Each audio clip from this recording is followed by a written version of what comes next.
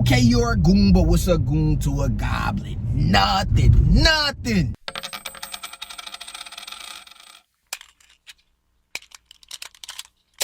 So the other day I had a conversation about a person quoting out a job.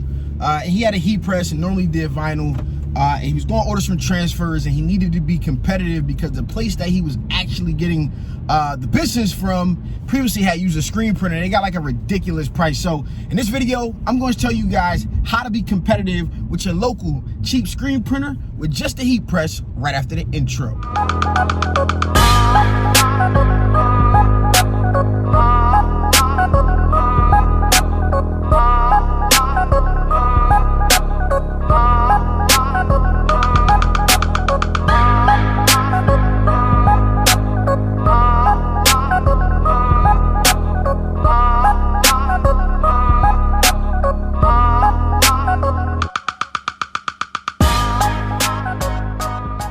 So the other day, I got a DM and it was about pricing, and I went through this whole process of trying to help this guy figure out if it was even worth it to do the job. Now, like I said in the intro, the customer had like a ridiculous price, and I was actually in the same situation in the past before with one of my Little League football teams. There's actually a former coach of mine.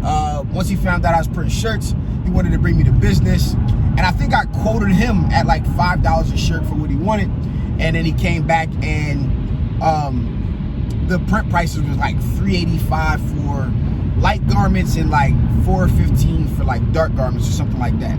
So the pricing was ridiculous at this point. And at this time, I just matched the price. I was actually screen printing at that time, and I let him know, yeah, bro, I matched the price, no big deal. But I can't match it on the 2X and 3Xs. He was like, that's fine. I gotta upcharge the 2X and 3X shirts. Based off the volume of shirts that you order from these sites, your prices will be dictated. I know they say it's case pricing, but there's always better pricing out there if you are doing a high volume job, right? You get 1,000 pieces of gilding, they can take off another 3, 5, or 8 cents depending on the product that you're using, and you roll out from there. So I had to, at this point, match those prices. So let's talk about it. Like, even on my job, $3.80 for a one color print on the front. I can print like 100 shirts in an hour, screen printing, perfectly fine and well. Now, so how would you compete with that pricing, or just match that pricing when it comes to running a business with a heat press? Well, if you need to be the cheapest person on the block, you be the cheapest person on the block. And the way to be the cheapest person on the block is to use cheap transfers. Now, I prefer not to use these in my everyday business for everyday customers or different things like that. Like I said, I like to use top transfers. They have 75-cent sheets that you can gang up as well.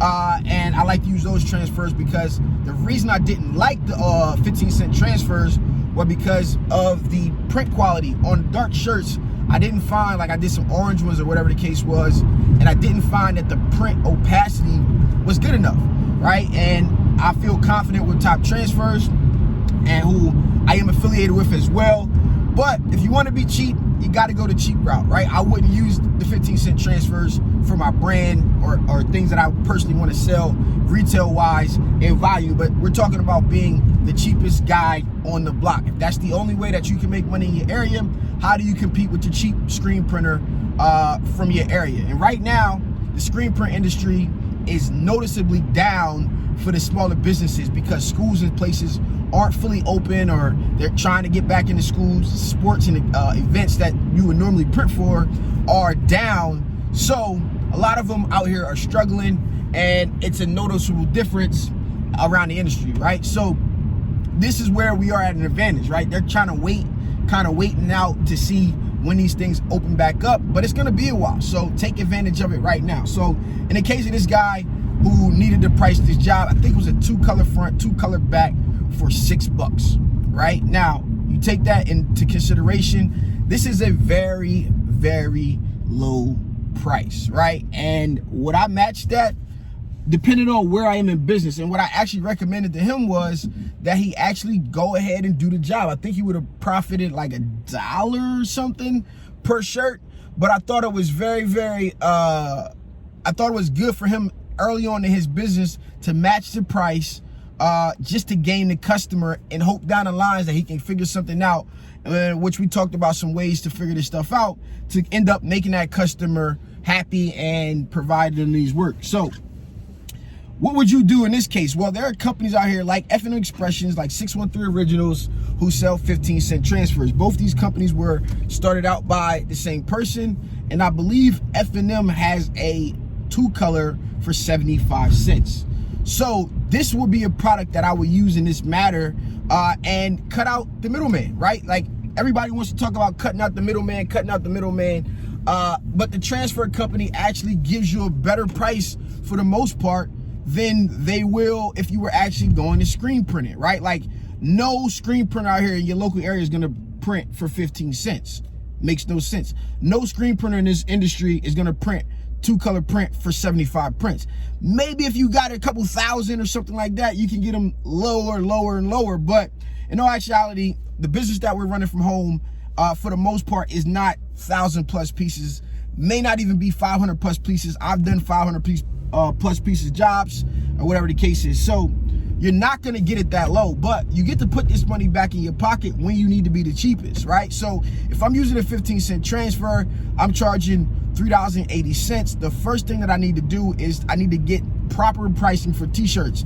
Is Jiffy Shirt the proper pricing for this type of business? Absolutely not. But if that's all you got to use, then you got to use it. So we're going to register our business. We need to register our business. We need to get a resale certificate. We need to sign up for accounts like Alfred Broder, Sanmar, TSE Apparel. And I don't care what they tell you, there is always better pricing, right? Like, there's always better pricing. I think the job that I was doing at the time was close to like 600 shirts for the Little League team, right? So, and I think his job was maybe being 500 shirts in total or whatever the case is. So there's always better pricing when it comes to these t-shirts. When you consider that there's always better pricing, I know they tell you when you sign up, oh, everybody gets case pricing. Doesn't matter if you're 1 piece or 5 pieces. But what you get to do is you get a sales rep. You get to call your sales rep and say, hey, I got a 500-piece job. What can you do? In this game, it's about saving nickels and dimes if you're lucky, right? So it's about saving nickels and dimes. Now, sometimes if you're in a situation where I've actually used, I think it was called M&O shirt, right? Like for these jobs, they don't care if they're getting Gildan, or they don't care if they're getting a jersey, or they don't care if they're getting like a M&O product or whatever, which is a house brand, which actually comes in at a lot lower, not a lot lower, but like maybe 20 cents lower than what a Gildan would, because it's the actual distributor's house brand. And I've used that on jobs that I had for big orders. So now you start to worry about, over the volume of 500 pieces, saving 20 cents. That stuff starts to add up. You got a 15-cent transfer.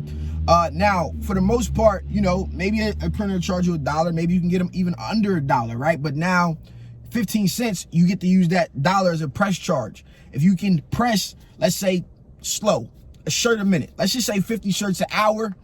You get to put $50 an hour into your pocket versus going over to the screen printer that will be local. You get to, if you have an employee, if you have somebody that can press with you, even if you're pressing yourself, if you need to maintain as much money as possible in your business, it's available to you to do. Now, the benefit to actually paying a little bit more, which is what I like to do, is to pay a little bit more and have zero worry about labor or your time, because your time could be valuable. So let's say your printer is charging you $1.25, right? They're charging you, basically, in our minds, a press fee of $1, and they're charging you 25 cents for ink, let's just say, right? This becomes very, very valuable based on what I have going on. If I don't have an employee, maybe I can pay my employee $50 or $15 an hour, and I can still pocket $35 an hour from the labor that person is actually putting out. And $15 an hour where I'm from is a very, very fair wage. I think I paid my first employee like $12 an hour, which I matched her previous job. So you consider all of this stuff, and you can actually come out to be cheap. Now, in this 2-color job, 2-color front, so let's say you're in it $1, or you're in it $1.50 for actually printing. You no longer using Jiffy. You get all of the legal documents you need together, and you are now at, let's say, $2. So now you're at it for $3.50. Now you just got to press the front and the back. You do got some setup fees and all of that stuff that'll be amortized throughout your whole job.